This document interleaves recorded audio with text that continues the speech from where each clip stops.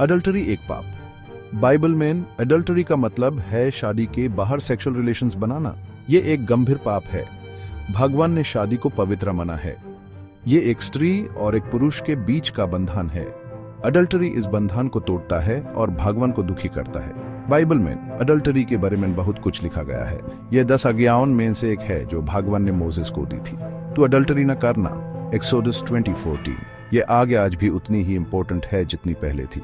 Adultery के कई बुरे परिणाम होते हैं।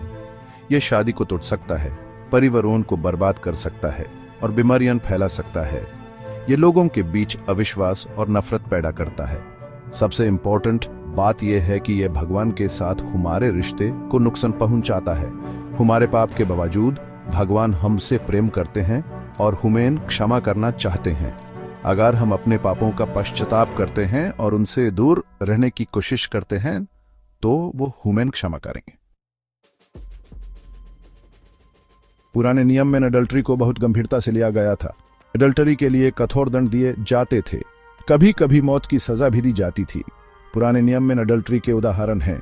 डेविड और बथशेबा की कहानी इसका एक उदाहरण है। डेविड ने बथशेबा के साथ अडल्टरी किया था। इसका परिणाम बहुत बुरा हुआ। इन कहानियों से पता चलता है कि अडल्टरी कितना गंभीर पाप है। यह भी पता चलता है कि भगवान क्षमा करने के लिए तैयार हैं जब हम पश्चाताप करते हैं। जीसस ने अडल्टरी की निंदा की।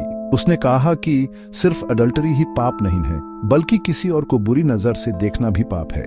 मैथ्यू 5:28। जीसस ने एक व्यभिचारी स्त्री पर दया दिखाई। उसने लोगों से कहा कि जो पपी नहीं है वो पहले पत्थर मारे। John August 1:11। जीसस ने लोगों को क्षमा करने के लिए प्रोत्साहित किया। हमें अडल्टरी से दूर रहना चाहिए। यह हमारे लिए, हमारे परिवारों के लिए और हमारे समुदाय के लिए हानिकारक है। बाइबल हमें पवित्रता का जीवन जीने के लिए कहती है। अगर हमने अडल्टरी किया है तो हमें पश्चाताप करना चाहिए। भगवान क्षमा करने के लिए तैयार हैं। वे हमें पवित्रता का जीवन जीने में मदद करेंगे।